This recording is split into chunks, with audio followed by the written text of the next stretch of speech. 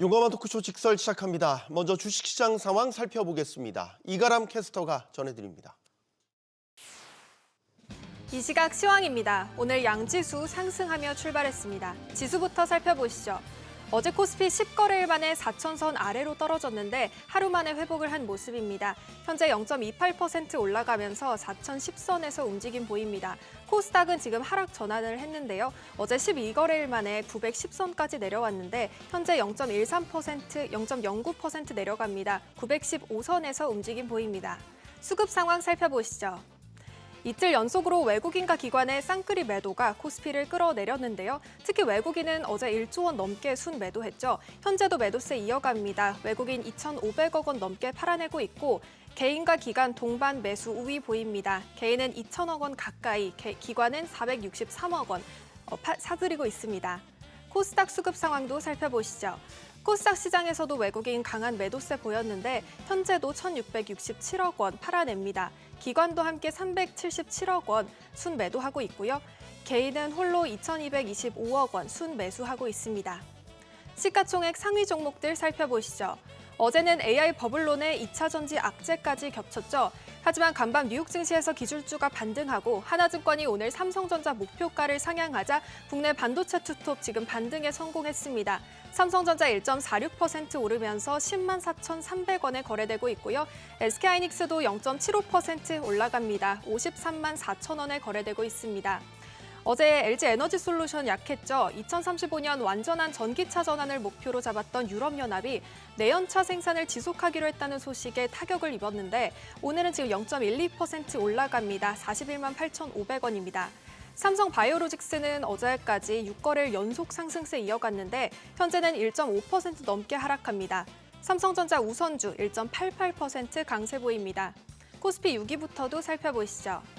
어제 6위부터 10위까지는 두산 에너빌리티를 제외하고 모두 약세였는데요. 현재 자동차주는 그래도 강세 보입니다. 현대차 0.35% 올라가고 있고요. SK현대중공업 어제 5% 넘게 빠졌는데 현재도 0.76% 약세 이어갑니다.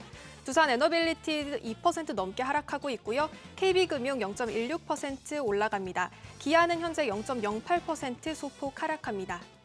코스닥 시가총액 상위 종목들 살펴보시죠. 어제는 코스닥 시총 상위 10개 종목 모두 하락불 켰죠. 현재는 알테오젠 2.24% 상승합니다. 현재 거래가 43만 3천 원이고요. 에코프로 형제들 어제 큰 폭으로 하락 마감했는데 현재 반등에 성공했습니다. 에코프로 BM 1.39% 올라가고 있고요. 에코프로 5.33% 강세 보입니다. ABL바이오는 1.94% 내려가고 레인보우 로보틱스 로봇주도 현재 3% 넘게 빠집니다. 코스닥 6위부터도 살펴보시죠. 리가켄바이오 0.93% 내려갑니다. 코오롱 티슈진도 4.66% 약세 보이고 있는데요. HLB는 0.22% 올라갑니다. 펩트론 6% 넘게 하락하고 있고 삼천당제약은 2.42% 상승합니다. 특징 종목 살펴보시죠. 탈모 치료 관련 종목들이 오늘도 강세 보입니다. 이재명 대통령이 탈모는 요즘 생존의 문제라며 어제 보건복지부에 탈모 치료약의 건강보험 적용 확대를 검토하라고 주문한 영향인데요. 이런 지시를 한 것은 청년층이 건강보험 혜택을 받지 못한다는 지적이 나오고 있기 때문입니다. 이에 메타랩스는 지금 30% 가까이 상승하고 있고요. 이노진도 9.45% 상승하고 있습니다. 다음 특징 종목도 살펴보시죠. 우주항공 관련 산업들도 강세 보입니다. 스페이스X가 내년 상장을 앞두고 8천억 달러 가치로 상장할 가능성이 보도됐습니다. 워런 버핏이 AI 붐 이후 새 투자처는 우주라고 언급한 점도 국내 우주항공주를 강세로 이끌고 있습니다. 오늘 코스닥 시장에 상장한 나라스페이스 테크놀로지 개장과 동시에 공모가 대비 2배 달성에 성공했습니다. 현재도 지금 182% 넘게 상승하면서 현재 거래가 46,550원입니다. 이노스페이스도 8.74% 강세 보이고 있고요. 스피어는 5거래일 연속 상승하고 있습니다. 현재 3.19% 상승합니다. 외환시장 살펴보겠습니다. 오늘 환율은 2원 50전 내린 1,474원 50전에 출발했습니다. 미국 고용지표와 소비지표 둔화로 달러가 약세를 보이자 하락 출발했는데요. 오전 9시 32분 기준으로는 1,476원 30전에 거래됐습니다. 다시 상승 곡선을 그리고 있는 모습인데요. 한국은행이 국민연금과 650억 달러 한도의 외환 스와프 계약을 내년 말까지 1년 연장하겠다고 발표했지만 환율은 계속해서 고공행진을 이어가고 있는 모습입니다. 지수 다시 살펴보겠습니다. 코스피 0.49% 올라가고 있습니다. 4,018선에서 움직임 보이고요. 코스닥은 0.08% 지금 올라갑니다. 916선에서 거래되고 있습니다. 지금까지 시장 상황 전해드렸습니다. 계속해서 시장의 다양한 이슈들을 풀어보는 시장 따라잡기로 이어갑니다. 유니스토리 자산운용 김장렬 투자전략본부장 나오셨습니다. 안녕하십니까? 네, 안녕하십니까? 네, 맞습니다. 최근에 이제 시장이 너낙 조정을 좀 크게 받아가지고 코스피는 어제 4,000선 네네. 내줬습니다. 일단 오늘은 반등을 꽤 하고 있는 장 초반 분위기인 네, 것 네. 같습니다. 본부장님. 일단은 기술적으로 4,200까지 가다가 좀 밀렸으니까요. 근데 우리나라 주식에 대한 펀더멘털보다는 미국의 시장에 연동이 된 거죠. 이게 네. 브로드코 포함해서 그 영향으로 좀 많이 내려가다 보니까 지금 앵커님이 많이 내려갔다는데 그래봤자 5%밖에 안 내려갔습니다. 체감상 많이 내려간 거. 꼭지 사신 분이 항상 말씀을 드리는데 4,200에 자기가 샀으니까 4,500에 바로 된다. 그렇게 생각하시면 안 돼요. 지금 4,000은 깨지면은 그러면 그때 용기 내서 사시는 게 맞죠.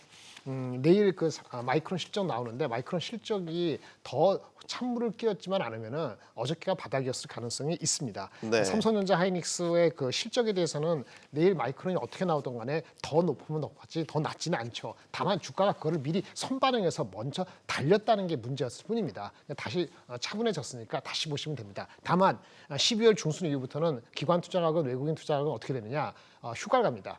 많이 쉬어요. 앵커님은 휴가도 못 가고 요새 고생하고 계시지만은 네. 그러면 북을 빨리 클로징해요. 클로징 뭐죠? 더 살 거를 좀 내년을 미루고 네. 애매한 거는 좀 버리고 그런 수급적으로 밸런스적으로는 약간 약하거든요. 그때 걸린 거다 이렇게 보시면 됩니다. 자, 지난주에 출연하셔서 했던 얘기들 중에 이제 FMC도 있었지만 이번 주가 더 중요하다고 보시는 건 이제 우리가 핵심으로 보는 네네. 물가 고용 소비 지표들이 그렇죠. 줄줄이 나왔고 밤사이 고용 소비 지표 네네. 나왔습니다. 일단 어떻게 보셨습니까? 네네. 고용 데이터가 이제 6월 달에 64,000원 원래 시장 예상은 5만보다 좀 잘 나왔어요. 그러면 사실은 금리 인하를 안 하게 되는 거라고 생각하지만 네. 10월 달이 마이너스 10만 명 이상 빠졌거든요. 그리고 6월 달이 12월 달이 11월 달이 이제 6만 올라갔으니까 이거 같이 봐야 돼요. 결론적으로는 이 고용 데이터 숫자하고 실업률이 올라간 숫자하고 퉁쳤을 때 그리고 소비까지 말씀하시니까 전체적으로는 그냥 중립입니다. 중립이다. 네, 금리 인하를 이것 때문에 촉발시키는 건 아닌 것 같고요. 그다음에 그렇다고 해서 금리 인하를 안 하느냐 전혀 그런 것도 아니고 이게 중립적인 거라 보시면 돼요. 어제 그제 주가 빠졌기 때문에 이거를 긍정적으로 해석하려는 사람이 계신데 긍정적인 요인이 없는 건 아니지만은 그렇게 뭐 치열합할 만한 건 없습니다. 보세요. 10월 달에 10만 명 빠진 거는 그 연방 정부 셧다운 때문에 빠진 거고 실제 해지 파이어예요.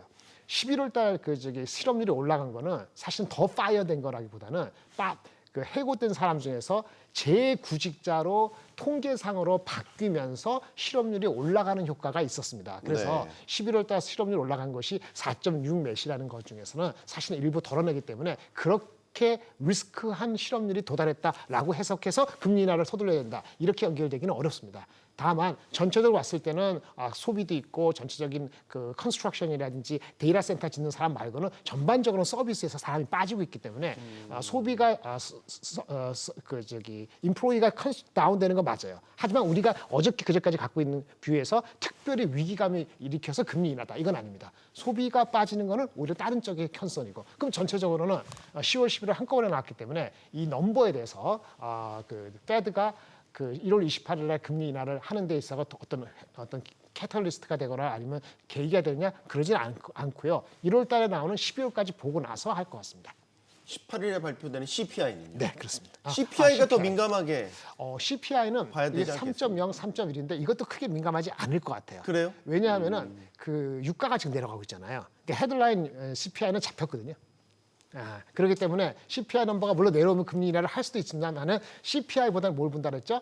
고용을 본다 그랬잖아요. 근데 고용 데이터가 뉴트럴하면은 CPI가 엄청 낮게 나오지 않으나 그거 역시 그다지 뭐 네거티브할 것 같지는 않지만 그다지 그거 가지고 금리 인하를 연결시키는 건 무리고요. 지금 금리 인하 신경 쓸 게 아니고 개별 기업의 실적이 얼마나 부합하고 전망이 좋은가.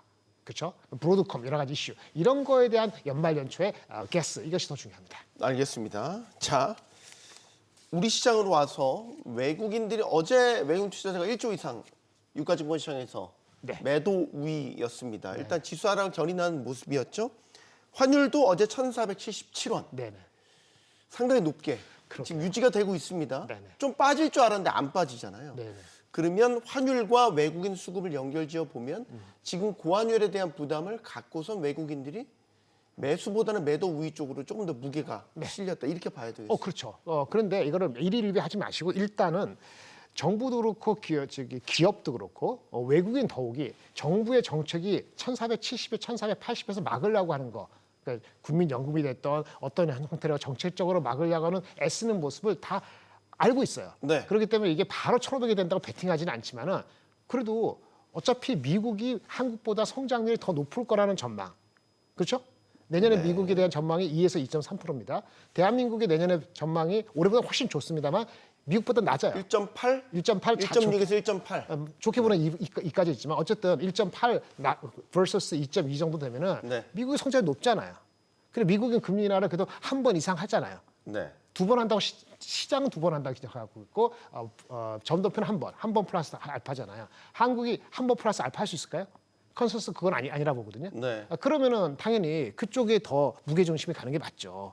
그래서 환율이 초반에 바로 빨리 1,400 이하, 1,380, 1,370 간다고 보진 않기 때문에 외국인 입장에서도 사는 타이밍에 있어서는 신중하거나 아니면 진짜 펀더멘털로 반도체적인 거 이런 게 주가가 많이 빠지면 접근하거나 뭐 아니면 데이터 컨스트럭션 하면은 많이 빠진 그 데이터 센터 관련되는 변압기 이런 종목 정도 하고 상당히 내로우하게 가져갈 가능성이 있다 보니까 전체적으로는 외국인 수급이 요즘에 소강이거나 빠지는 거로 이렇게 보여집니다. 그러면은 지금 환율 수준이 이제 크게 빠지지도 않고 뭐 이 정도 수준이라면 예를 들어서 외국인이 확 들어왔던 네네. 9월, 10월의 모습은 당분간 기대하기 어렵겠네요.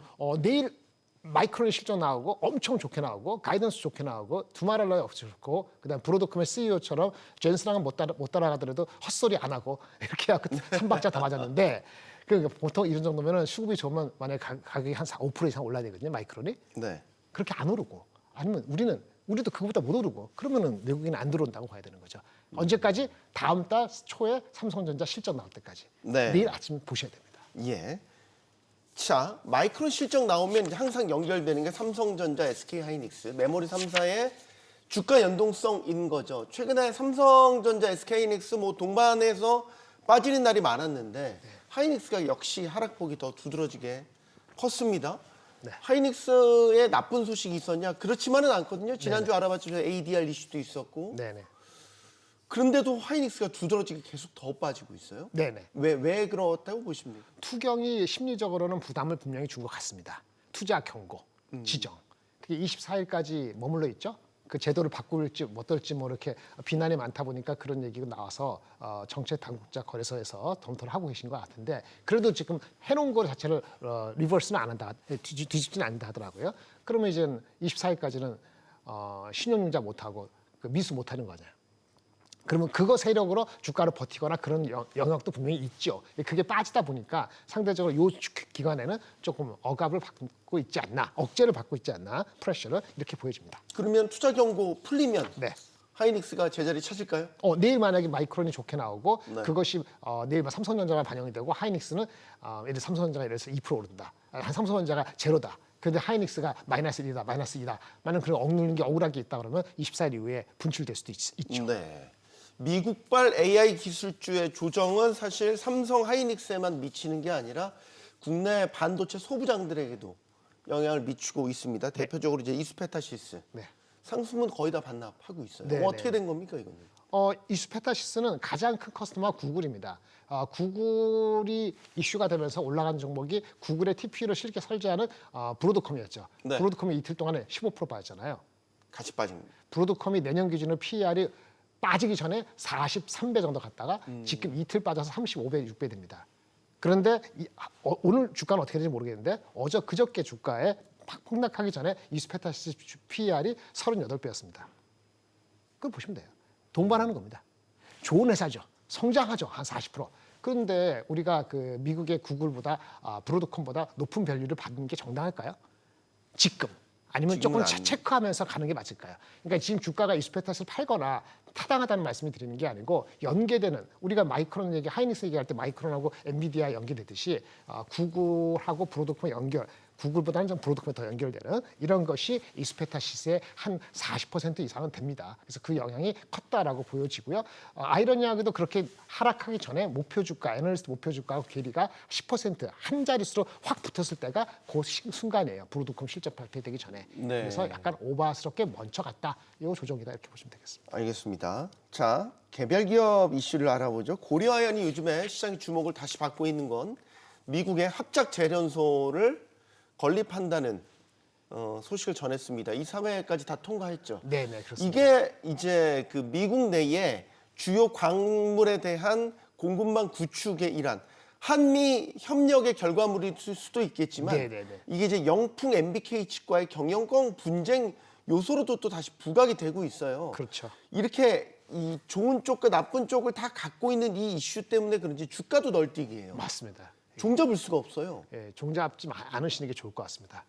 어저께도 하루에 폭이 10몇 프로잖아요. 오늘 어떤지 제가 체크를 못했는데 오늘 어떤가요? 한번 봐주시기 보여주십시오. 바라고요. 고려아연 네, 오늘 일단 소폭 반등은 하고 있기는 한데 거의 움직임이 없는 것 같아요. 네, 영풍은 네. 음봉이고 영풍은 또 3% 가까이 하락세입니다. 그렇죠. 일단 그 러트닉 그 국무장관이 얘기한 것처럼 엄청난 자기네한테 필요한 거다.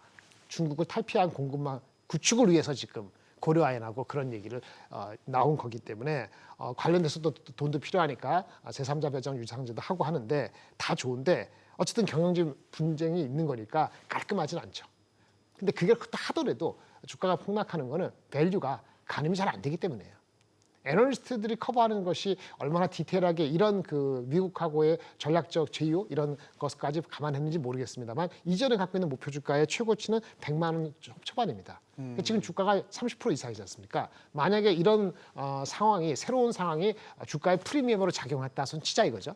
그렇죠? 그 애널리스트 네. 목표 주가 그걸 반영 안 됐다 치더라도 보통 그런 게 얼마나 반영될까요? 한 30% 50%? 그럼 100만 원에서 목표 주가 30% 50%면 얼마일까?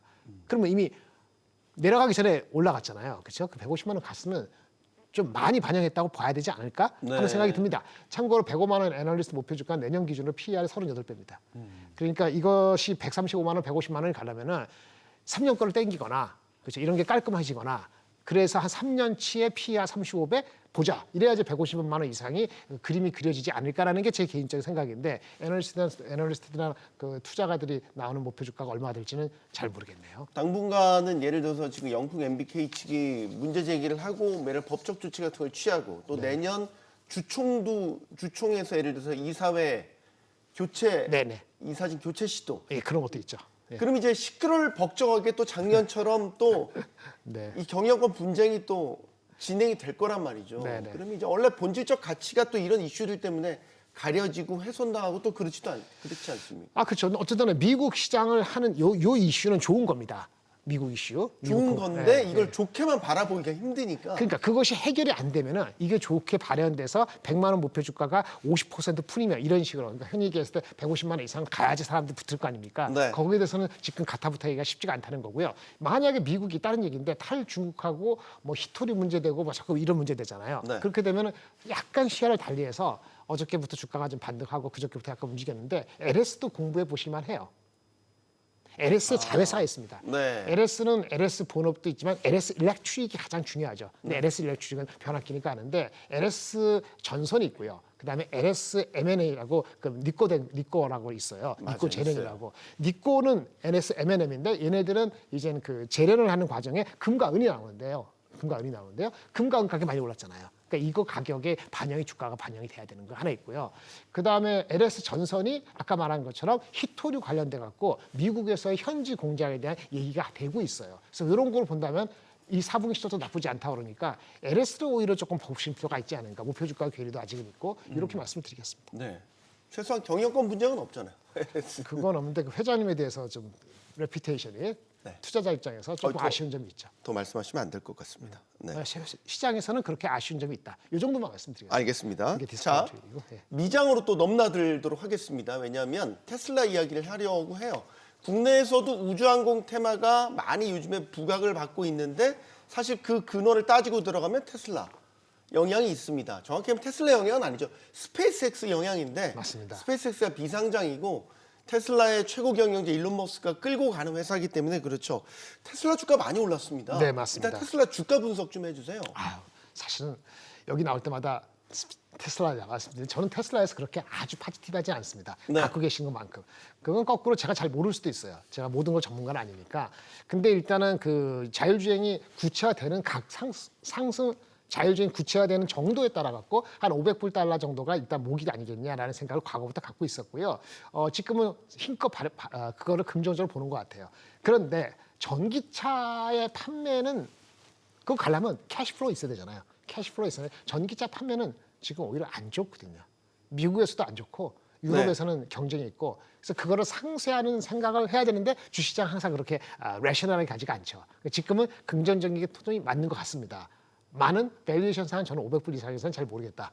400불도 싸지 않다라고 봤는데 하여튼 그렇게 보고 있는 거고요. 어쨌든 그런데 이제 아까 스페이스 이거 하면은 그거 팔면 어떻게 되죠? 돈이 들어오죠. 돈이 들어오잖아요. 그렇죠? 네. 그렇게 되면 전반적으로 여기에 활용되는 것들 자금이 이쪽으로 가지는 않겠습니다만 머스크가 갖고 있는 사업에 대해서 기본적으로 긍정적으로 갖게 되면 테슬라 자체의 비즈니스도 규제가 해결되고 이렇게 되면 좋아진다라고 보는 거예요. 그리고 또 하나 오늘은 말씀 안 드렸는지 모르지만 머스크가 다시 공화당에 선거 자금 지원을 하기로 했습니다. 정치 안 한댔는데요? 이거 유튜브 보시면 아실 겁니다. 선거 다시 공화당을 지지하면서 선거 캠페인에 돈을 기부 이렇게 서포트하기로 했다는 뉴스가 나왔습니다. 이거 다시 이렇게 하는 거거든요. 이제 트럼프도 이렇게 필요할 수도 있고요. 돈이 필요하니까 이것이 다 이렇게 테슬라, 머스크, 돈 해보세요. 그러니까 테슬라의 순수 펀더멘틀보다는 그런 거에 내러티브가 더 한껏 발현됐다라고 생각이 됩니다. 어쨌든 우리는 그 얘기를 하는 건 아니고 그 정도 말씀드리고 스페이스X IPO의 우리 수혜는 뭐냐? 스페이스X에 돈 투자하는 회사 있죠. 오늘 안 맞았는데. 뭐 대표 구글이죠. 아니요. 뭐 지분 갖고 있는. 구글은 당연하죠. 네. 구글도 있는데 구글은 시가총액이 크니까 그것 때문에 주가가 뭐 10% 가지는 않습니다. 한 2, 3% 가는 것뿐이죠. 네. 예, 근데 우리나라에 미래에셋 벤처 투자라는 회사가 있습니다. 6천억 되는 회사. 스페이스X예요? 네, 투자했습니다. 미래에셋의 그 벤처 캐피탈 따로 있고요. 미래에셋 벤처 투자라는 게 1999년부터 해가지고 1조 6천억의 AUM을 갖고 네, 있고, 그건 알고 있죠. 그게 이제 네. 뭐 2009년인가 상장돼서 지금 한 5, 6년 됐거든요. 거의 스페이스X에 투자를 했어요. 거기도 투자했습니다. 근데 정확히 이 지분이 정확히 안 나왔어요. 벤처 캐피털하고 얘네하고 같이 합해서 8%라는 얘기가 있기 때문에 미래에셋 벤처가 8% 갖고 있는 건 아니고요. 섞여 있는데 그거 돈이 있어요. 그것도 8%면 주요 주주에 들어가는데. 그러니까 미래에셋 그룹이죠. 벤처 네. 캐피탈하고 합쳐서 그러니까 혼자는 아니고 미래에셋 벤처 혼자는 아니지만 썩 적지 않은 거죠. 그거 좀 돈 들어오죠. 미래에셋 벤처는 그거 말고도 또 있어요. 12월 말에 하당다는 에이직 설계 플랫폼 회사인 그 이제 세미5라는 회사가 있는데 그것도 한 1조 되는 회사가 들어오거든요. 거기도 수백억 들어오고 이래서 미래에셋 벤처 같이 제가 그 회사를 이제 와서 말씀드리는 건 아니지만 리포트가 나왔기 때문에 이런 투자에 대한 그게 이제 AI라든지 스페이스라든지 바이오라든지 이런 투자에 대한 숨어 있는 것들이 꽤 있을 수 있다. 이렇게 공부하시면 되고요. 그냥 스페이스X 관련돼서 한 거는 대한민국에는 딱 하는 건 스피어하고 세아 베스틸 지주 요게 다 가장 핵심입니다. 네. 스피어는 그 발사체 특수 합금 공급하는 거고 그 최근에 주가가 뭐 70% 오늘도 올랐으면 거의 80%한 5일 6일 사이에 80%는 게 스피어라는 회사거든요. 네. 그거가 있는데 밸류에이션은 잘 모르겠고요. 세아베스틸 지주는 자회사를 통해서 스페이스X에 특수 합금을 공급합니다. 근데 이게 얘네 매출이나 실적이 얼마나 관련되기 때문에 목표 주가 얼마인지는 모르겠는데 증권사 최고 목표 주가는 현재로서는 44,000원에 있습니다. 참고하시기 바라고. 그러니까 다이렉트 임팩트는 이 두 회사라고 보고요. 나머지는 뭐 약간 연결돼서 약간 테마성으로 붙었다라고 설명을 드리겠습니다. 알겠습니다. 마지막 질문 하나. 역시 산타렐리를 또 마지막에 질문 드리는 건 다음 주가 이제 예. 크리스마스 연휴라서 네. 이제 뭐라 될까 이제 기술주에 대한 이제 조정 폭이 굉장히 골이 깊고 기간도 꽤 길어지고 있어서 네네. 산타랠리가 물 건너간 것인지 네네. 산타랠리 아니어도 네네. 뭐 산타 크리스마스 데이 이후에라도 랠리가 오면 되는 거 아닙니까? 네네. 일단 아까 말씀드린 것처럼 하이닉스가 삼성전자하고 비슷하게 가야 되는데 이제 투경 해제가 24일이니까 24일은 해제되고 25일이니까 26일부터죠. 네. 그래서 하이닉스가 제대로 반영되는 건 26일부터다라고 생각하시면 될 것 같고 일단은 아까 조종이라 그랬는데 적절한 경계감이 반영된 거기 때문에 건강하다라고 제가 웬만하면 건강하다는 얘기 안 하는데 이 정도는 건강한 조종입니다. 건강한 쉼. 포즈 이렇게 보고요. 연말에 많이 휴가 가기 때문에 랠리가 빨리 안 올 수도 있어요. 근데 산타가 오는데 산타가 그 빅 선물은 아니더라도 아무것도 않은 빈 껍데기를 가져오지는 않지 않겠냐 싶어서 주가가 많이 내려갈 때는 그땐 사시면 되고 제가 3,900하고 4,200 박스권이나 말씀드렸는데 한 몇 주 전부터 저는 그걸 유지합니다. 언제까지? 네. 연말까지는 그 정도 상태라고 봅니다. 알겠습니다. 시장 따라잡기 여기서 마무리하겠습니다. 유니스토리 자산운용 김장열 투자전략본부장이었습니다. 고맙습니다. 네, 감사합니다.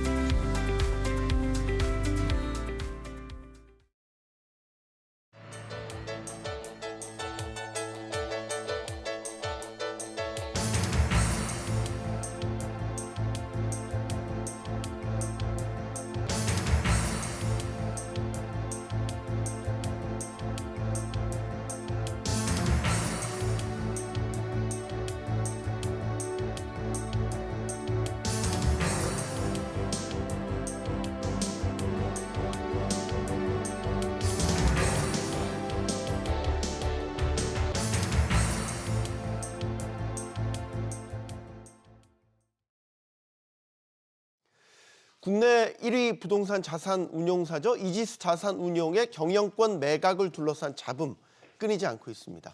입찰 과정의 공정성 문제가 불거지면서 법적 분쟁으로까지 번졌죠. 여기에 핵심 출자자인 국민연금이 자금을 회수 검토하는 것으로 알려지면서 매각 자체가 무산될 가능성도 나오고 있습니다. 자, 그럼 이지스 자산운용 매각을 둘러싼 쟁점들 하나씩 짚어보겠습니다. 함께해 주실 분들 소개해드리겠습니다. 더몽드 금융공학연구소 최영호 소장 나오셨고요. 명지대 경영학과 김재구 교수, 카이스트 경영공학부 김보원 교수 나오셨습니다. 안녕하십니까? 네, 반갑습니다. 네, 반갑습니다. 용감한 토크쇼 직설은 SBS BG 뉴스 앱과 유튜브에서 실시간으로 시청하실 수 있습니다. 자, 이지스 자산운용의 매각을 두고서 이것과 얽혀있는 관계사들의 입장이 엇갈리고 있습니다. 일단은 최영호 소장님께 부탁드리고 싶은 거는 이 이지스 자산운용의 매각 과정을 둘러싼 어떤 일이 있었는지를 좀 정리를 부탁을 드리겠습니다. 일단 뭐 시계열로 보면은 7월 20일이죠. 그때 이제 매각 주관사를 선정을 해서 네. 그다음에 11월 11일 날 본 입찰이 진행이 됐고요. 12월 초에 이제 뭐 힐하우스라는 새로운 이 업체가 매입가 수정 제안을 해서 이제 그게 벌어진 상태인데요. 사실 여기에 대한 이 얘기들은 이지스 자산운용에 대한 이 지배권 부분들은요 굉장히 오래된 얘기예요.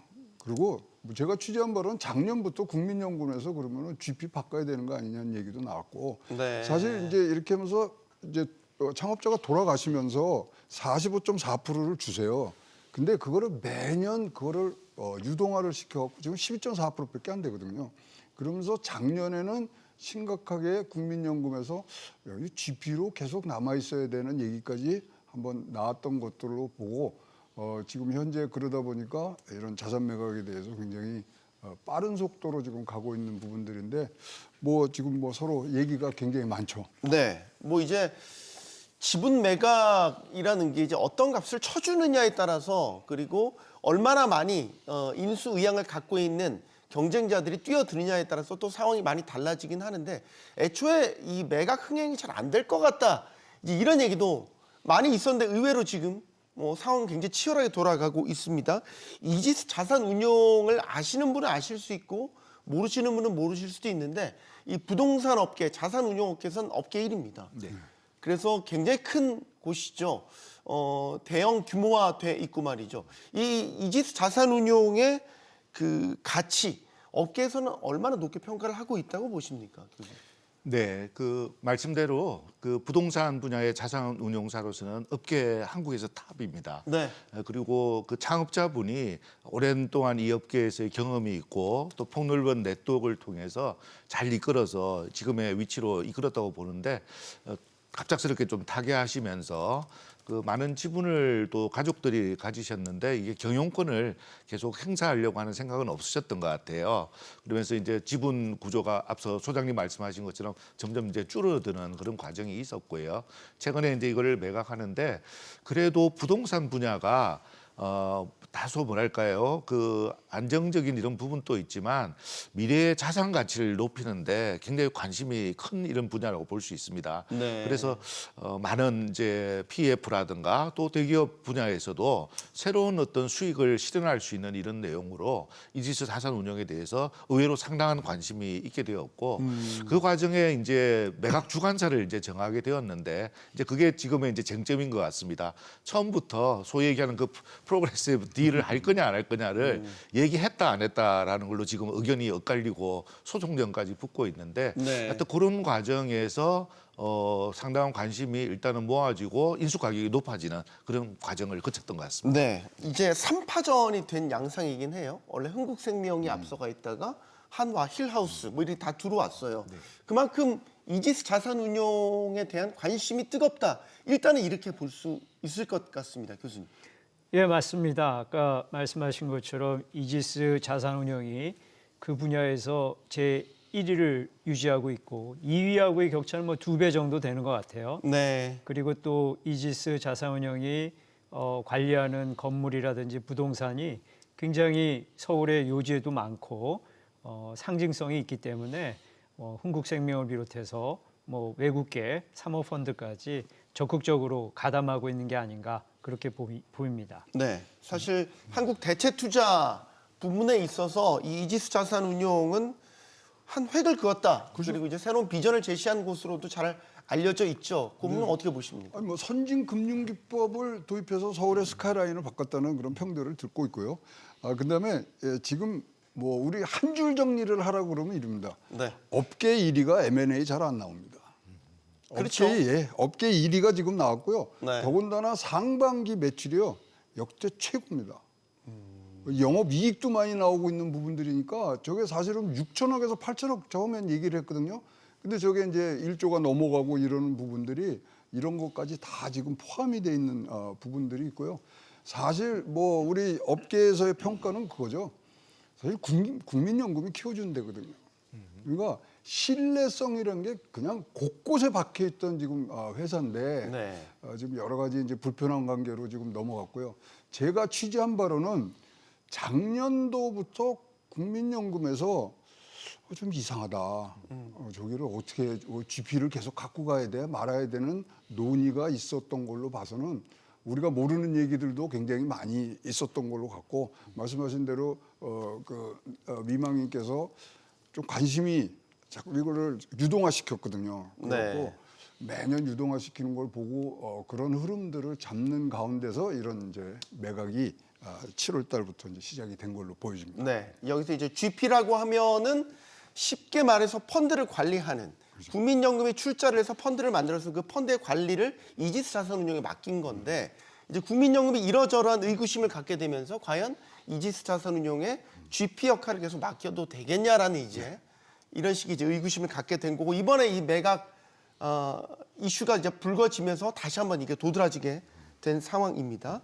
자, 여기에서 지금 논란이 된 거는 1차 입찰에서 흥국생명이라는 후보자가 최고가를 제시했는데 이게 이제 나중에 바뀌었다는 거예요. 네. 바뀌면서 나중에 이제 중국계 뭐 힐하우스라든지 한화라든지 이런 이제 경쟁자들이 들어오게 됐다라는 거지. 이거 상황 어떻게 보시는지 네, 한 네. 말씀씩 들어볼까요? 네, 네. 그 말씀 주셨지만 이제 과정이 우선 대부분의 경우에 이제 입찰 이렇게 얘기를 하면 그 각각의 이제 호가를 이렇게 적어내고, 그러니까 이번 같은 경우에는 아까 말씀대로 한국생명이 제일 높게 적었다는 거 아닙니까? 1조 500억인가 정도 적었고, 그리고 다른 한화하고 힐하우스가 한 9천억 정도 이렇게 적어냈는데, 그 본 입찰이 끝난 다음에 다시 한번 그 원매자들한테 이렇게 물어서 또 가격을 인수 가격을 올릴 의향이 있냐라고 하는 걸 이제 물었다는 거거든요. 일종의 이제 경매 호가처럼 우리가 잘 아는 옥션 이런 것처럼 네. 경매에 이제 들어갔는데, 그 부분에서 사실은 이게 그 당사들 간의 계약 관계나 이렇게 분명히 있을 건데, 프로그레스 이제 레터라든가 이게 설명을 하게 돼 있거든요. 그리고 일종의 계약서처럼 이제 그런 거를 어떤 식으로 진행한다는 게 정리가 돼 있을 것 같은데, 거기에 대해서 이제 한국생명이 일단 반발하고 나왔어요. 이 경우에는 그 프로그레시브 딜이라고 하는 소위 그 절차를 한다는 얘기가 전혀 없었는데, 경쟁 입찰 안 한다고 그랬는데. 갑자기 이제 바꿔서 이렇게 했고, 그게 우선 그러니까 본 입찰 끝난 다음에 한 달 정도 걸렸거든요. 네. 우선 힐하우스로 이렇게 딱 정하기까지. 그러니까 그 과정에 뭐 사실은 그 입찰 가격이라든가 좀 더 심하게 보면 여러 가지 언제 어디서 자금에서 조달할 거냐, 금리라든가 이런 조건까지도 이제 넘어간 게 아닌가.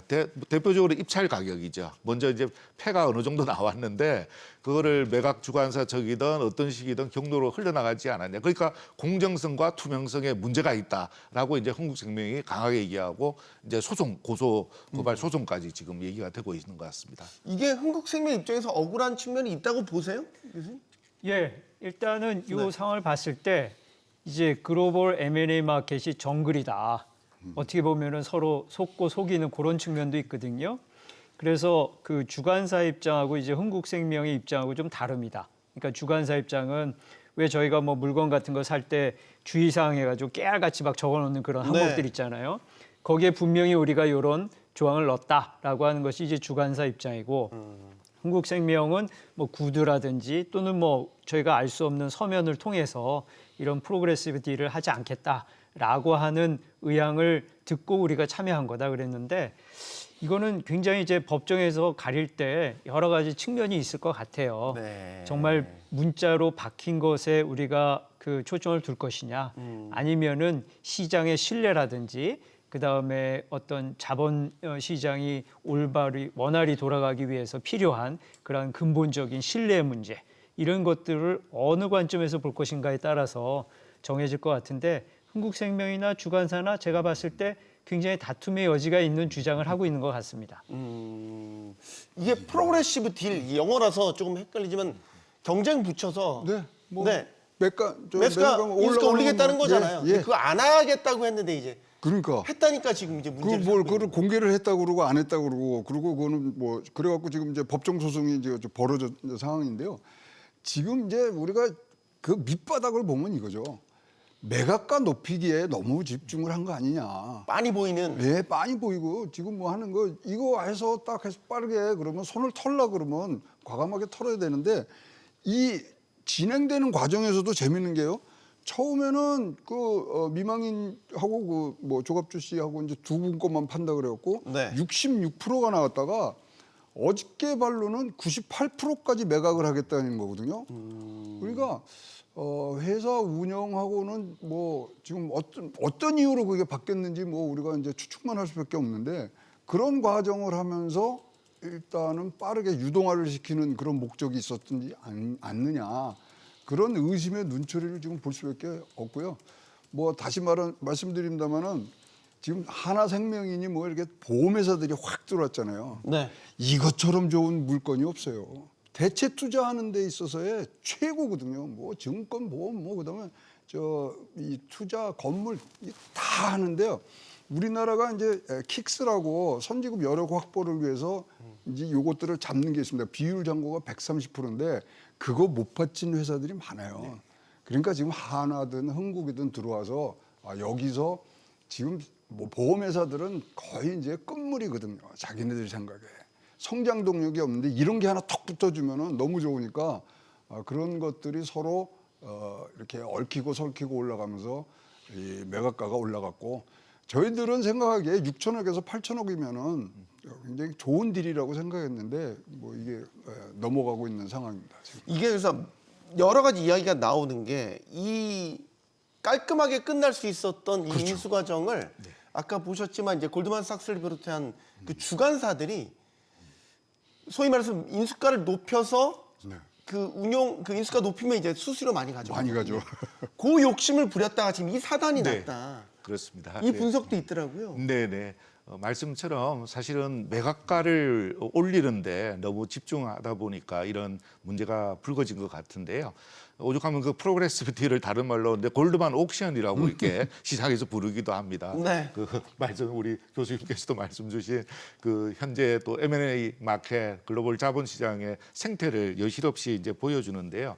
이제 문제는 대략의 우리가 생각하는 적정 가격이라는 게 나름 있을 수 있지만 매각 주관사 입장에서는 또 이제 매각하는 입장에서도 최대한 이제 호가도 높이고 그 가격을 높게 받는 게 당연히 그러고 싶겠죠. 그리고 이게 좀 특이한데 보통의 이제 한국의 그동안의 많은 룰에는 이제 본입찰을 하고 나면 그걸로 이제 뚜껑을 딱 열어서 거기서 바로 이제 결정이 나는데 이것 같은 경우에는 그 이후에 한 번 더 이거 호가를 막 불렀다는 거 아닙니까? 받았다고 하는데 또 업계 이제 얘기들에 의하면 그 경우에 소위 얘기하는 그 성과 보수 있지 않습니까? 네. 그 수수료 같은 게 또 상당히 이제 정액이 된다고 그럽니다. 그러니까 올라가면 올라갈수록 매각 주관사로서는 더 많은 보상이 인센티브가 있는 것은 이제 사실인 거죠. 네. 근데 이제 아까도 이제 불공정성 이런 거를 강하게 좀 질타하는 언론이나 이런 데서는 이게 심지어 어떤 경우에는 이 경우를 얘기하는 게 아닙니다. 매각 주관사하고 그 인수 자문하는 회사가 같은 경우도 있었답니다. 글로벌 M&A 마켓 같은 경우는. 그러면 이게 사실 이해상충이거든요. 컨플릭트 오브 인터레스트. 그 패를 다 까고 알고 있는데 그걸 자꾸 레이스를 붙여가지고 가격을 올리게 하는 이런 과정에서 이제 당연히 이제 뭔가 손해를 입었다고 생각하는 사람들은 불만이 있고 이러니까 이게 나름의 일종의 폭파판이라 하더라도 룰이 좀 지켜지고 신뢰가 있어야 판이 깨지지가 않는데 이게 너무 이제 과하게 돼서 시장의 신뢰를 잃어버린다든가 이런 법적인 문제가 생긴다면 사실은 자본시장이 커나가는데 상당히 지장이 되지 않을까 우려가 되는 측면입니다. 이게 이제 그 우선 한 가지만 다른 관점에서 보면 말이죠. 이게 주관사의 관점에서 봤을 때 이것을 사모펀드에 파는 게 좋으냐 아니면 흥국생명에 파는 게 좋으냐 이렇게 보면은 네.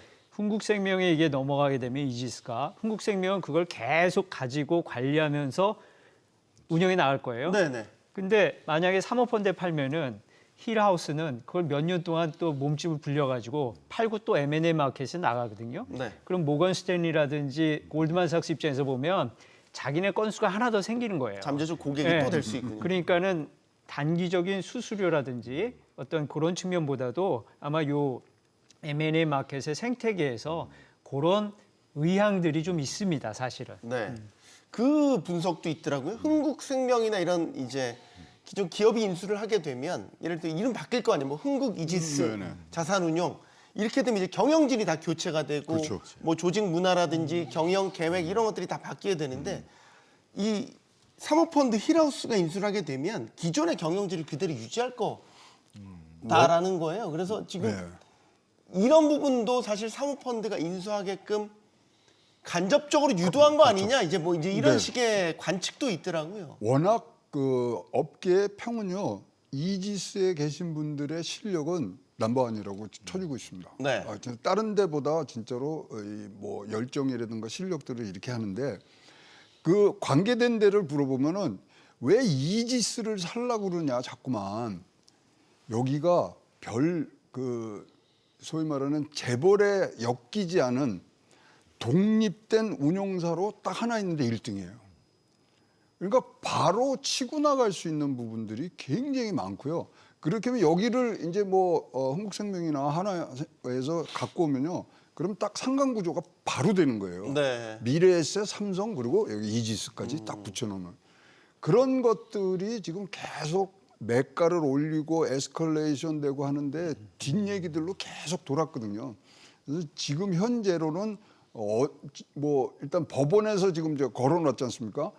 그렇기 때문에 그 부분들이 해결되기 전까지는 굉장히 지금 어려운 길들을 가셔야 될 것 같고요. 네. 거기 해결되기 전에는 한 발자국도 좀 나갈 수가 없는 상황이라고 보여집니다. 자, 이 부분 한번 짚어보겠습니다. 지금 우선 협상 대상자로 선정된 곳이 힐하우스 인베스트먼트라는 글로벌 사모펀드인데 이곳의 대표가 이제 중국 출신으로 알려졌죠. 이게 이제 또 하나 민감한 사안이 될 수 있다는 겁니다. 기억하시는지 모르겠지만 그 트럼프 행정부가 재집권하고 나서 파나마 운하가 중국 자본이 들어왔다고 해서 그거 쫓아내는 작업들을 막 했었죠. 왜냐하면 인접한 이 항만 이런 쪽에 중국계 자본이 들어오는 거에 대해서 굉장히 민감하다. 안보의 문제다. 이 이지스 자산 운용 같은 경우도 우리나라의 부두 데이터 센터 이런 국가 중요 인프라들을 상당히 많이 AUM 자산 안에 가지고 있단 말이죠. 이 부분은 어떻습니까? 민감하다고 봐야 되겠습니까? 네, 언론에서도 이제 그런 부분을 소위 이제 뭐 중국계 펀드다라고 이렇게 얘기도 하고 이렇게 하는데, 네. 근데 제가 생각에는 여러 가지 지금 불공정성, 불투명성 때문에 논의는 되고 있지만 또 이런 사모펀드라든가 이런 자본시장에서 필요한 역할들이 있습니다. 그래서 다시 이제 활력을 불어넣고 이런 내용이 있는데 이 펀드의 성격 자체를 그냥 어떤 중국계다 예를 들어 이렇게 딱 붙여서 이렇게 하는 것은 다소 좀 우려스러운 지점은 있는 것 같아요. 다만 앞서도 말씀드린 것처럼 단순히 스카이라인의 변화뿐만 아니라 앞으로도 대한민국 특히 서울 같은 곳에는 삶의 그 라이프 스타일을 새롭게 디자인할 이런 부동산 영역의 성장이 상당히 기대가 되고 있거든요. 근데 거기에다 더더구나 국가 이제 기관 인프라 이런 것들을 이지자산운용이 많이 이제 투자에 관여하고 있다 보니까 지금 이런 우려가 나오게 되었고 앞서 앵커께서 말씀하신 것처럼 지금 이제 글로벌 공급망 이슈라든가 패권 전쟁이 이제 벌어지는 중이니까 그런 와중에 불똥이 튀지 않을까 하는 이런 우려를 아마 언론을 통해서 나오게 되는 것 같습니다. 네. 그러니까 뭔가 중국계 자금이라는 거에 대한 뭔가 모를 거부감 같은 게 있잖아요. 근데 이 경우에는 뭔가 모르는 모호한 거부감이 아니라 예를 들어서 우리가 중국의 화웨이 사태를 한번 네. 생각을 해보면 화웨이가 품질도 좋고 저렴한 가격으로 IT 인프라 구축을 했는데 결국 미국이나 영국, 유럽에서 퇴출당했거든요. 네. 그건 뭐냐면 화웨이의 창업주가 중국 공산당하고 어떤 연계가 있고 결국은 서방의 IT 인프라를 통해서 여러 정보가 중국으로 갈 수 있다라고 하는 합리적인 의심이 있었기 때문에 그런 거거든요. 그래서 이지스 같은 경우 사실은 관리하고 있는 데가 항만이라든지 뭐 국가 기관 시설들도 있고 그렇기 때문에 네. 이러한 우려가 그냥 막연한 우려가 아니라 실질적으로 존재하는 우려고요. 그다음에 사모펀드이기 때문에 와서 사업을 할 때 우리 국민의 관점에서 우리 국가 발전이라고 하는 관점에서 경영을 안 할 거라고요. 그렇기 때문에 이 경우는 제가 일반적으로 본다면 자본의 어떤 뭐 국적이나 정치성이 없다 그러지만은 이 경우에는 굉장히 민감한 부분이 있는 게 사실이고 그 부분이 반드시 짚고 넘어가야 될 부분이다라고 말씀드릴 수 있을 것 같아요. 원래 교수님이 사모펀드에 대해서 그렇게 얘기 안 긍정적이죠, 하셨는데 이거는 좀 다르게 그럼요. 이거는 보시는군요. 성격이 다른 겁니다. 국가 기관망이라든지 인프라, 시민 그렇습니다. 인프라를 갖고 있는 화웨이하고 거의 유사한 상황으로 저는 판단이 돼요. 최근 우리가 겪었던 사모펀드 사례들이 다 좋지 않은 기억들이에요. 좋지 않죠. 먹튀 사례들 네. 못 지켰으니까. 사모펀드들이 이제 지금 한국의 부동산 시장을 보면 들어올 때가 아니거든요. 이 부동산 시장은 업황 영향 제일 크게 받는 사업 구조 갖고 있는 게 이지스고요. 그다음에 부동산 지금 시장 침체기에 지금 한국이 들어가 있고요. 그다음에 고금리로 해서 지금 부동산 가격이 지금 어디로 튈지도 모르는 상황이고. 그리고 해외 부동산으로 해서 지금 뭐 손실 난다는 얘기들 지금 많이 오고 있는데 힐하우스가 여기를 들어와? 그러니까 근본적 거꾸로 질문을 해보면 힐하우스가 그걸 답해 줄 수 있을까? 그러면 아주 뭐 이게 뭐 온당한 질문이 그럼 한국에다가 터를 만들고서 그런 것들 조금 더 뭐 어깨 넘어 보려 그러는 거 아니야? 당연한 의심이라고 저는 보고 있습니다. 네. 이게 이제 금융사이기 때문에 우리 금융당국의 대주주 적격성 심사를 받아야 돼요. 네. 근데 이제 금융당국이 심사 좀 보류하겠대요. 네네. 이건 이제 지금 인수절차의 제동을 그렇습니다. 건 걸로 좀 해석이 된다는 그렇습니다. 말이죠. 이제 당국이 이제 금융위원회인데요. 이제 이 경우에 이제 적격성 심사 판정을 받아야 되거든요. 네. 근데 지금 당장 이제 불공정성 이런 논의가 벌어졌고 소송전까지 이제 비화가 이미 되어 있기 때문에 이 분야는 이제 면밀하게 좀 들여다볼 수밖에 없고 앞서 말씀이 있었지만 시간이 당연히 걸릴 수밖에 없는 이런 이슈가 되었습니다. 네. 자, 이게 금융당국이 대주주 적격성에 문제를 걸고 나서면 예를 들어서 계약 다 해놓고 인수 자체가 무산될 수도 있는 거죠, 교수님? 그럼 당연히 그렇습니다. 뭐 우리로 따지면은 인사검증하고 비슷한 거예요. 아, 그러네요. 다 결정해 놓고 네. 뭐 인사검증에서 탈락하면은 취임할 수 없는 거죠. 그렇죠. 네. 똑같은 케이스가 이번에도 나타날 수 있을지 이 부분이 또 관건이 될 것 같고 지금 이지스 자산운용과 관련해서는 해외 부동산 펀드들이 좀 손실난 부분들이 있어요. 그렇죠. 이게 원래 사실 코로나19 때 네. 전후로 해서 상업용 해외 상업용 부동산 가지고 부동산 자산운용사들이 굉장히 많은 이 자산도 사들이면서 이득도 굉장히 많이 봤는데 이게 지금 상황이 좀 많이 바뀌었나 봐요. 아니 그러니까 뭐 이지스도 지금 독일에 있는 거 트라이노 펀드 청산해야 되고요. 그러니까 기한이익 상실 규모가 지금 23년도에 한 1조 됐는데 이게 지금 벌써 한 3조 정도로 좀 커지고 있거든요. 이런 것들이 다 들어갔느냐? 거기다가 지금 가장 어떤 신뢰성과 신용에 지금 뒷받침이 됐던 국민연금이 지금 뺄래요. 지금 이루고 있거든요. 이거는 참 그러면은 사실 이지스 자산운용에 뭐 처음 아주 뭐 갖고 있는 게 딱 국내에서 신용이거든요. 그게 무너지는 부분. 그다음에 국민연금 빠지면요, 뭐 공제 이런 데 다 같이 빠집니다. 그래서 굉장히 큰 지금 허들을 넘어야 되는 부분들이 있기 때문에 네. 이건 뭐 장기전으로 간다 그러면은 뭐 제가 만약 하나를 위해서 일하고 있다면 조금 더 기다려 보세요. 매각가 내려갑니다. 그 최 대표님, 제가 아까 하나 질문을 빠뜨린 게 있는데 네. 힐하우스가 과거 SK 계열사를 네. 인수해서 경영했던 때가 있었네. SK 에코프라임. 예. 이게 근데 경영 첫해 배당금을 너무 과도하게 가져가서 이게 또 문제가 됐더라고. 그런 사례가 있더라고요. 영업이익 160억 나왔는데 뭐 500억인가를 갖고 갔죠. 배당으로요? 배당으로만. 영업이익이 160억이 났는데 먹튀는 아닐지 모르겠습니다만은 과도하게 지금 회사에서 적립금을 써서 차후에 이제 투자를 하고 이런 부분들이 있어야 되는데 그대로 다 빼갔단 말이죠. 또 그럼 사실 먹튀 논란이 일어날 수밖에 없는. 근데 이게 불법적인 게 아니니까요. 뭐 다 이 재무제표 만들어서 지금 간 부분들인데 그럼 미래를 위해서 투자를 할 거냐? 그게 아니라 빠르게 유동화시켜갖고 자기네 이익을 찾아간 부분들이 있기 때문에 저는 뭐 그거에 대해서 네. 이 분명히 우리 뭐 많은 분들이 지적을 하리라고 생각을 하고요. 그거에 대한 재발 방지를 어떻게 할 거냐? 이거는 뭐 힐하우스한테 꼭 받아내야 될 부분이라고 생각합니다. 그러면 만약 힐하우스가 그 같은 관점으로 보면 이지스 자산운용의 대주주가 되면 만약 그런 식으로 소위 우량 자산들에 그렇죠. 대한 이런 표현을 어떻게 곶감 빼먹듯이 꽃감 빼먹는 게 아니고요. 그냥 소 한 마리 탁 잡아갖고 그냥 네. 먹고서 튀는 거죠. 또 한 번에 먹튀 사례가 될 먹튀 사례가 될 수 있는 거를 이제 업계에서 우려를 하고 네. 있다라고 보고 있는 거고 지금 이제 국민연금도 굉장히 화가 난 것 같아요. 네네. 예를 들어서 국민연금이 출자한 펀드에 대해서 인수 후보자들에게 동의 없이 네. 정보를 제공했다. 이 부분이 문제 삼고 있는 것 같은데 요거 자세히 짚어주시죠. 네.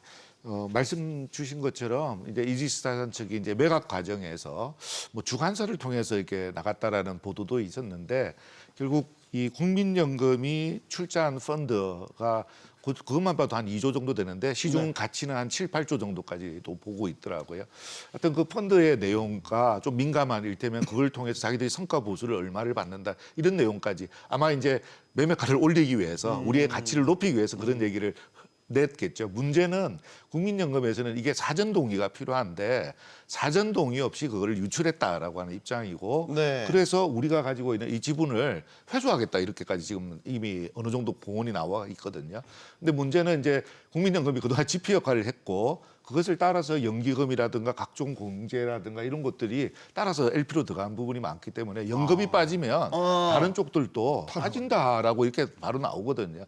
이게 사실은 어떻게 보면 이지스 입장에서는 훨씬 더 데미지가 소위 큰 기업 가치에 직접적인 이제 문제가 되고 있는 이런 상황인데 그 이유가 신뢰 상실입니다. 그 소장님 말씀 또 이미 몇 차례 하셨는데 이번 것도 있지만 그 이전부터 이지자산의 이제 주 경영자가 계속해서 자기가 경영을 하지 않고 경영권을 넘기려고 하는구나. 그러면은 이제 대개의 경우에 우수한 인력들이 유출이 된다든가 경영권 변화에 따른 그 기업의 가치 자체가 달라질 수 있으니까 네. 지피로서 예의주시를 한 2, 3년 동안 이미 좀 들여다보고 있었다는 거 아닙니까?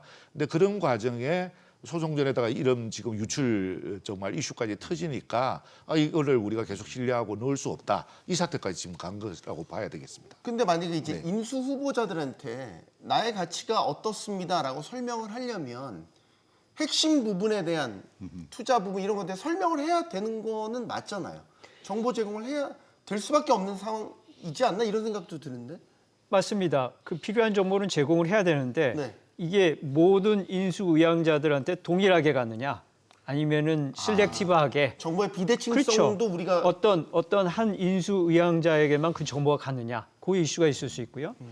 그 다음에 제공하는 정보에도 직접적인 어떤 파이낸셜 퍼포먼스와 관련된 데이터도 있을 수 있고 그 다음에 그 외에 굉장히 민감한 데이터도 있을 수 있거든요. 그러니까 이지스가 관리하는 거는 뭐 청소하고 뭐 이런 게 아니라 네. 실제로 그 건물에 누가 출입하고 어떤 정보가 왔다 갔다 하고 누가 그 관리를 하고 이런 민감한 정보까지 있는데 우리가 어느 수준까지 그 정보들이 예를 들어서 어떤 특정한 네. 인수의향자 쪽에 갔는지 그게 좀 불분명하고요. 그다음에 또 하나는 이제 국민연금한테 사전에 그걸 이해를 구하거나 동의를 동의를 구해가지고 그 정보의 범위를 제한하거나 그런 게 있었다면은 뭐 사후적으로 뭐 어느 정도 이해할 수 있는 부분이 있겠지만 만약에 그러한 중간 절차가 빠졌다면 네. 이거는 굉장한 신뢰 상실이라고 볼 수밖에 없고요.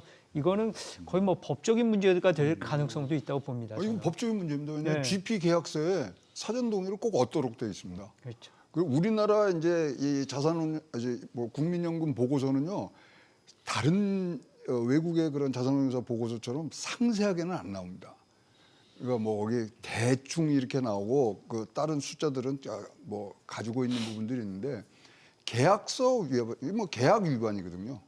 사전 동의 없이 나간 부분들 그래서 이 부분은 크죠. 그리고 만약에 예. 국민연금이 정말 출자금을 뺀다 하면 이지스 자산운용의 가치는 안고 없는 찐빵 되는 거 아닙니까? 이 찐빵이 없어지는 거죠. 찐빵 자체가 없어지는 자체가 거죠. 없어지는 겁니다. 아까 그러니까 국민연금이 키운 이지스 자산운용이다 아까 그런 표현을 그렇죠. 하셔가지고 뭐 거기에서 신뢰를 얻고 그 다음에 뭐 LP들 들어오는 거 다 국민연금이 딱 가운데서 채를 잡고 있기 때문에 들어온 거지. 여기 국민연금 빠진다 그러면 이건 굉장히 뭐 회사의 가치는 진짜로 뭐 떨어질 뿐만 아니라 근데 뭐 소름 끼치는 얘기라고 뭐 저는 느꼈지만은 작년부터 국민연금은 GP에서 빠지는 것들을 검토를 했다는 지금 이 제가 개인적으로 취재한 내용에서는 나오고 있거든요. 그러니까 왜 자꾸만 미망인께서 자기 지분을 파는지 관심이 없는지 과연 이거를 키워나가지고 국민연금은 사전적으로 그런 것들을 좀 느꼈던 것 같은 그런 느낌이 있고요. 그러다 보니까 이번에 이제 파는 과정에서도 이렇게 명확히 안 되는 부분들에 대해서는 짚고 넘어가는 그런 과정이라고 보여집니다. 만약에 국민연금에 손 뗀다 자금 뺀다 네네. 이러면 기존에 뭐 흥국이라든지 한화 네. 힐하우스까지 다 포함해서 네, 이거 네. 계산기 다시 두드려야 될 당연히 것 그렇습니다. 같은데요. 인수가도 많이 훅 떨어질 수도 있는 거고. 충분히 그럴 가능성이 큽니다. 네. 이게 진짜 일파만파가 될 수가 있는데요. 그 거의 새롭게 뭐 기존의 것에 무산은 물론이고 이제는 원매자들조차도 우선 협상자 그 자신도 계속 그런 의향과 그런 그 인수 가격을 여전히 제시할 건가? 저는 그렇게 하기는 어려울 거라고 생각합니다. 네.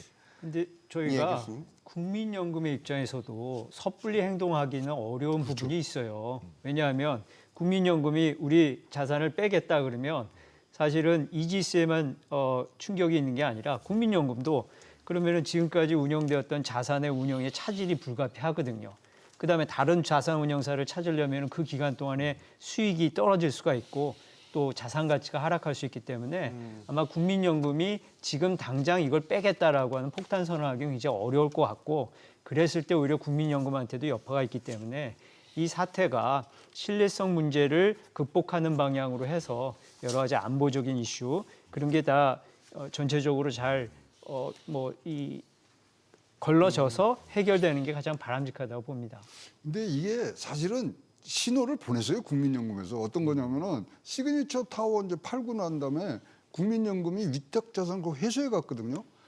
그러면 이 뭐 여기 업계에 계신 분들은 참 눈치가 빠르서 그렇지 저 창문 밖으로 뭐 잎사귀 하나 떨어진 걸로 가을이 온 거를 알았어야 되는데 이거 뭐 그때 다 회수 뭐 1조 매각 해가서 그때 국민연금 1,400억 들어간 거 다 회수해 갔거든요. 네. 왜 회수해 가지? 이거를 고민을 했어야 되는데 그런 것들이 지금 뭐 쌓이는 부분들이 지금 뭐 굉장히 지금 뭐 돌아올 수 없는 강을 넘은 것 같은 느낌은 좀 있습니다. 해외 부동산 비중이 크잖아요, 이지수도. 그죠. 근데 이제 요즘에 해외 상업용 부동산 경기 안 좋잖아요. 맞습니다. 가격 많이 떨어졌고 대규모로 네네. 자금 들여 산 것들 지금 줄줄이 아마 이게 빌린 자금들 만기 도래가 내년 정도에 많이 도래하는 걸로 알고 있거든요. 네, 그렇습니다. 괜찮겠습니까? 이게 대규모 평가 손실이 발생을 하면 투자자들도 가만히 안 있을 것 맞습니다. 같은데요. 지금 이미 이제 투자자들이 넣은 돈이 AUM을 이제 따지면 2025년만 해도 이제 10조 한 7천억 가까이 이렇게 되거든요.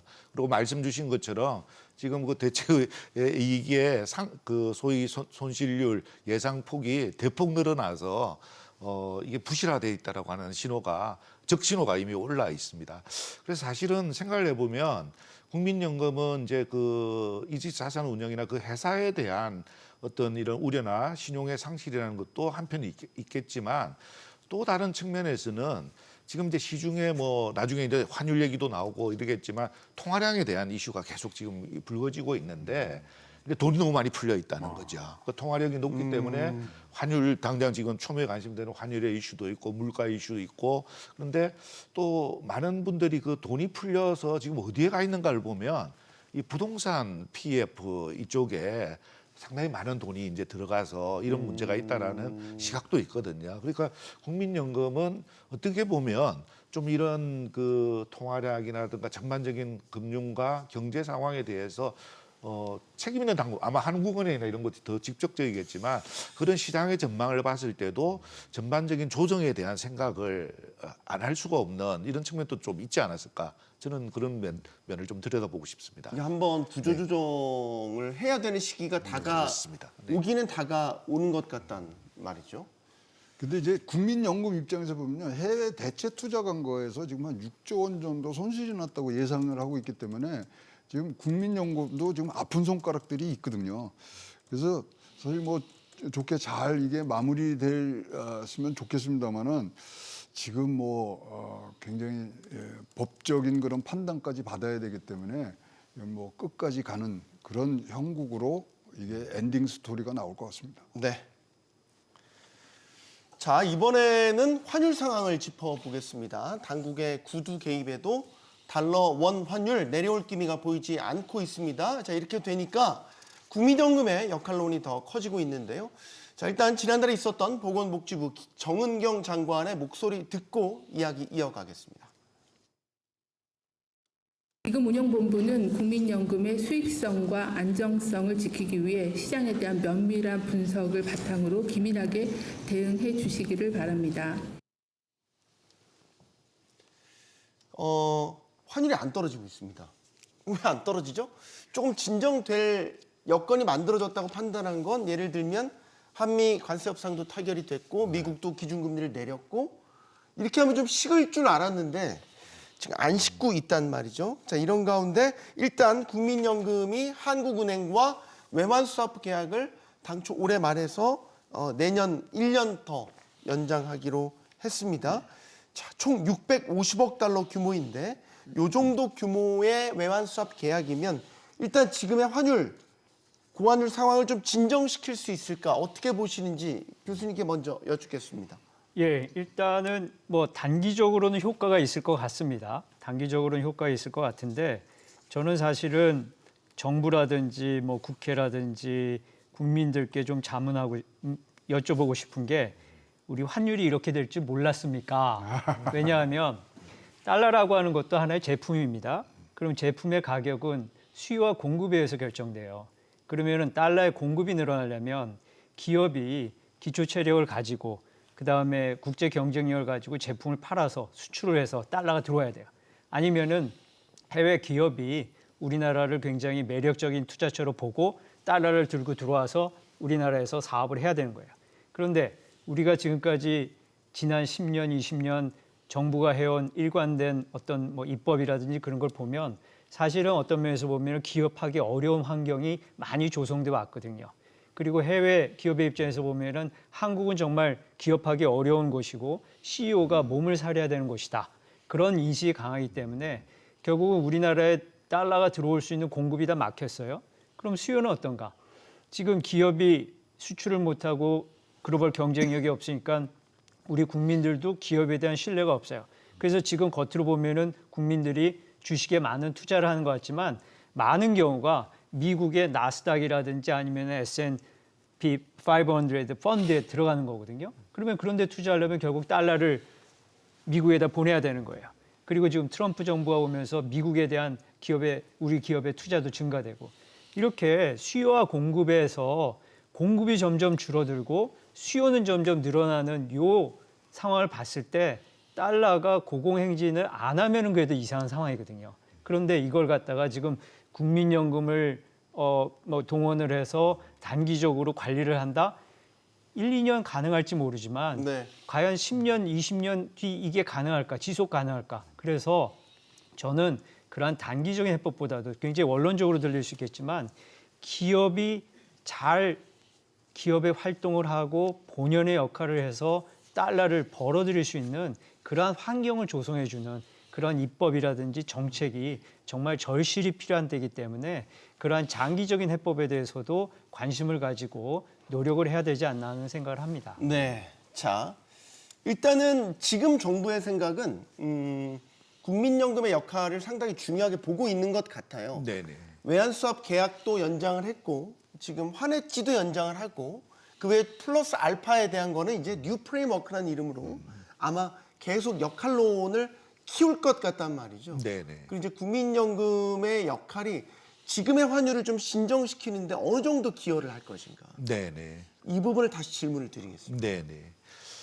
틀림없이 이제 장기적으로는 저 자신도 그랬죠. 한국이 매력적인 투자처가 되어서 달러가 들어오고 이렇게 함으로써 근본적인 변화가 있다는 것은 이제 틀림없는 사실인데 그 정부 당국도 그렇고 지금은 이제 환율이 너무 높으니까 물가부터 심지어 뭐 서학개미 때리고 그랬는데 서학개미들조차도 굉장히 부담스러운 가격이 되었어요. 그래서 매수량이 지금 77%가 떨어지고 있다는 거 아닙니까?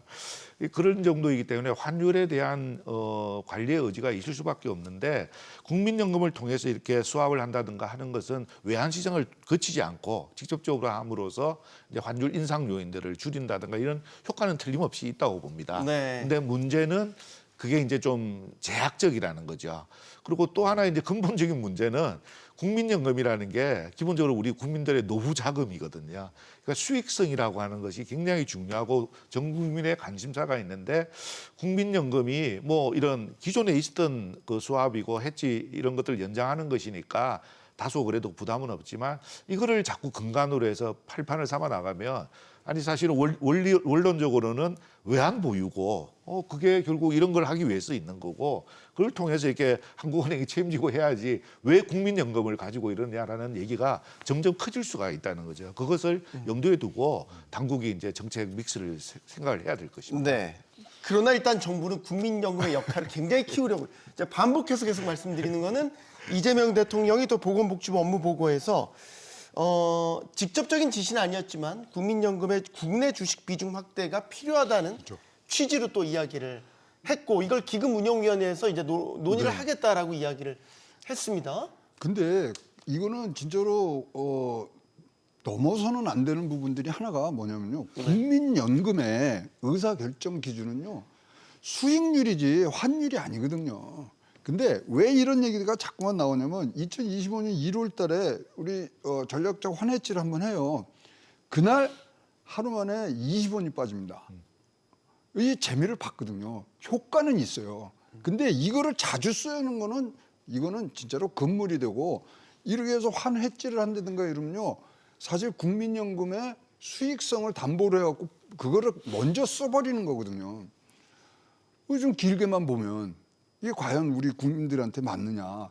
그래서 지금 최대 쓸 수 있는 게 한 590억 달러 지금 쓴다 그러는데 이 뭐 환율 변동성 분명히 잡겠지만 이거 대신 국민연금은 뭐를 내놔야 되냐면 수익성을 내놔야 되는 거거든요.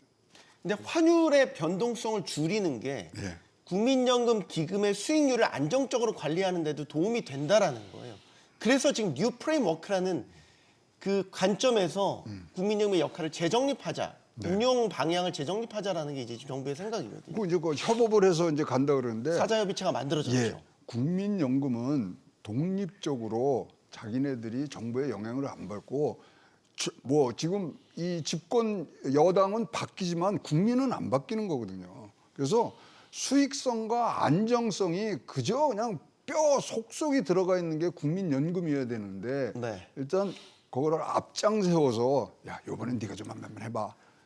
이거는 한 번 하기 시작하면은 계속 이거 끄집어낼 수밖에 없고 지금 이거 나온 얘기가 아까 말씀드린 2025년 1월 달에 전력적 환해지 하니까 20원이 확 내려가니까 아 효과 있네. 한 번 쓰실 일이지 네. 뭐 전가의 보도처럼 계속 쓰실 일은 절대 아니라고 봅니다. 지금 국민연금뿐만 아니라 정부는 일단은 수급에 문제가 있다고 보니까 달러를 풀 수 있는 방안들을 다 검토를 하고 있어요. 대표적으로 기업들이 수출 잘하잖아요. 달러 벌었는데 달러를 이제 국내에 안 푼다는 거예요, 김봉 교수님. 이것도 문제를 삼고 있어요. 아니 근데 기업은 수익성이 가장 먼저고 주주들 또 이해 당사자들의 이익을 추구하는 게 기업의 목적이에요. 그러기 위해서 달러를 보유할 때도 있고 달러를 빌려서 쓸 때도 있고 투자할 때도 있고 투자금을 받을 때도 있고 그게 기업의 최고 경영자들이 해야 되는 겁니다. 그렇게 함으로써 기업을 지속적으로 성장 발전시키는 거예요. 근데 지금 기업의 임원도 아니고 기업의 의사결정자도 아닌 정부에서 물론 그런 충고는 할 수 있겠지만 그것이 만약에 어떤 다른 제재 수단을 통해서 강압적으로 간다. 그거는 기업의 성장률을 잡아먹고 가뜩이나 우리나라가 지금 기초체력이 떨어진 상황에서 기업의 경쟁력을 약화시킬 수 있는 거거든요. 그래서 아까 소장님 말씀하신 것처럼 국민연금도 마찬가지예요. 그거는 국민의 것이에요. 뭐 50년, 100년 가야 되는 거고 정부는 5년마다 바뀔 수 있는 거 아닙니까? 네. 근데 5년 동안의 정책적인 어떤 성과를 위해서 50년, 100년 가야 되는 국민의 재산을 그렇게 정치적인 의도를 가지고 활용한다. 만약에 그렇다면 그거는 문제가 있고요. 그다음에 일반 기업에게까지 그걸 갖다가 정부에서 압력을 주거나 그러면은 그거는 있을 수 없는 일이라고 봅니다. 물론 협조를 요구할 수는 있겠죠. 정확하게 말씀을 드리면 인센티브를 주겠다는 거예요. 그러니까요. 환전 인센티브를 주겠다라는 겁니다. 네네. 그러니까 좀 달러를 풀어라 인센티브 줄 네. 테니까 이 얘기인 거잖아요. 근데 지금 상황은 사실은 이제 기업의 입장에서도 그 수요라든가 이런 걸 봤을 때 그 달러를 환전할 수 있는 그런 구조적 상황이 안 되고 왜냐하면 예정돼 있는 투자가 쭉 있지 않습니까? 관세 협약에 따른 딜이 있었고 약정이 되어 있는 내용이 있고 또 실제로 그렇게 보니까 자기들이 팔 수 있는 달러도 없어요. 그걸 곧바로 지금 나와서 투자처를 바로바로 공급을 해야 될 것인데 그리고 당연히 이제 수익성이라고 하는 측면에서도 문제가 될 것이고 네. 결국 일정한 한계가 있다. 그 민관이 서로 협력해서 새로운 산업 정책도 만들고 이렇게 하는 거에 대해서는 저도 혁신을 위해서는 당연히 필요하다고 생각하는데 그래도 각각의 이제 자율성과 독립성이라고 하는 거를 존중하면서 시장을 강화하면서 어떻게 하면 민생 복지를 높일 수 있는가 이게 정부 정책의 방향이 돼야 되기 때문에 시장 원리라는 걸 한 번 더 생각했으면 하고요. 네. 한 가지만 말씀을 드리면 저는 결국은 이제 달러가 들어올 수 있도록 투자 유인을 할 수 있는 기업에 대한 정책 또 하나는 원화의 통화량이 너무 많이 풀렸기 때문에 이거에 대한 일정한 구조 조정. 지금 M2에서 그 단기 금융 그거를 빼는 통계를 바꾼다고 하는데 필요성이 여러 가지 있겠지만 혹자들은 좀 의구심도 가져요. 그냥 ETF 빼는 거야? 통계만 바꿔서 이렇게 하느냐 우려가 있거든요. 실제 돈이 많이 풀렸다는 인식을 바꾸겠다는 현실을 통계만 가지고 바꿀 수는 없다고 생각합니다. 네. 그 M2 한국은행이 굉장히 불편해할 말씀을 아니 조금 M2 하셨는데. 말씀하신가 한국이 지금 8.7배가 늘었어요. 네. 미국은 4.7배밖에 안 늘었습니다. 우리나라가 돈이 많이 도는 거예요. 근데 이제 다시 여기로 들어오자면 환해지 늘려달라는 게 환해지는 뭐냐면 미래의 달러 수입을 지금 환율로 바꾸려는 거거든요. 그럼 회사 보고 기업의 수익 포기하라 그러는데 기업은 여러 사람이 모여서 수익을 창출하는 곳인데 본연의 의무를 먼저 희생을 하라는 거는 이거는 좀 아니지 않는가 싶습니다. 그래서 지금 마침 오늘 뭐 좋은 보고서가 하나 나와서 꼭 좀 저 관계 당국에서 좀 읽어보셔야 될 게 뭐냐면 노무라 증권에서 네. 내년도 상반기 한국 환율을 1,380원을 이제 일단 제시했어요? 했어요. 제시했어요. 왜 근거가 뭔가요? 제가 얘기를 해드리면 안 될 것 같아요. 왜요? 공부를 좀 하라고요. 그 이유에서 꼭 노무라 아니, 저희 증권 시청자들을 위해서 말씀해 아니 주세요. 오늘 나온 거니까 꼭 보십시오. 거기 1,380원 찍혔는데 왜 찍혔는지 한번 꼭 그걸 나오면 다음 주에 제가 나와서 자세하게 설명을 해드리겠습니다. 네, 지금 한국은행은 사실 최근에 이제 블로그에 또 글을 올렸는데 지금의 고환율의 원인을 아까 광의통화 말씀하셔서 시중에 통화량이 너무 많이 풀린 거, 그러니까 한국은행의 정책 실패다. 이제 이런 식의 이제 지적이니까 여기에 대해서 불편했나 봐요. 아니다. 통화량만 가지고 지금의 환율을 설명할 수 없다. 그래서 얘기한 게 기업들 달러도 있지만 서학개미들의 해외 주식 투자. 이런 부분들이 이제 종합적으로 영향을 미친 거다. 숫자 하나만 얘기할게요. 네. 우리 외화가 이제 유통되는 그 전체의 해외 주식이 어느 정도 포션이 될 것 같아요? 0.92%입니다. 아, 서학개미들이 투자하는 거. 네. 하루에 움직이는 양이 그것밖에 안 돼요. 그게 뭘 다 이거를 움직이는 것처럼 어디 거기다가 지금 참 수익률도 잘 안 나왔고 지금 노심초사하는 우리 서학개미들한테 지금 이 멍해를 뒤집어 씌우는지 모르겠어요. 아니 근데 그게 우리가 이제 펀드를 할 때 네. 국내 펀드사에서 판매하는 펀드도 사실은 다 해외 펀드가 많거든요. 그래서 네, 국내 원화로 투자한다고 생각하지만 그 펀드사들이 결국은 사는 그러네요. 거는 달러로 가는 거거든요. 그래서 왜 개미한테 서학개미가 자꾸- 네. 직접 투자하는 게 0. 몇 %인지 모르겠지만 우리나라 투자에 굉장히 큰 부분이 있는 것 같고요. 그래서 이게 복합적입니다. 현금이 많이 풀린 것도 분명히 이유가 있지만 네. 저는 본질적으로 기업의 경쟁력이 떨어져서 맞습니다. 기업이 달러를 벌어오는 게 약화됐어요. 그래서 그거를 해결하기 위한 방법이 나오는 게 우선이지 맞아요. 단기적으로 이렇게 뭐 해치를 하거나 수합을 하거나 이런 것은 단기로 대응하라고 나온 방법론입니다. 100% 동의라는 게요. 환율이라는 게 종합 성적표거든요. 맞습니다. 그거를 뭐 등에시하면서 다른 뭐 쓰면 안 되죠. 알겠습니다. 더 얘기가 듣고 싶지만 시간상 여기서 가름을 하도록 하겠습니다. 이상 토론 마치겠고요. 여기는 모든 경제가 모이는 SBS 비즈였습니다. 시청해주신 여러분 고맙습니다.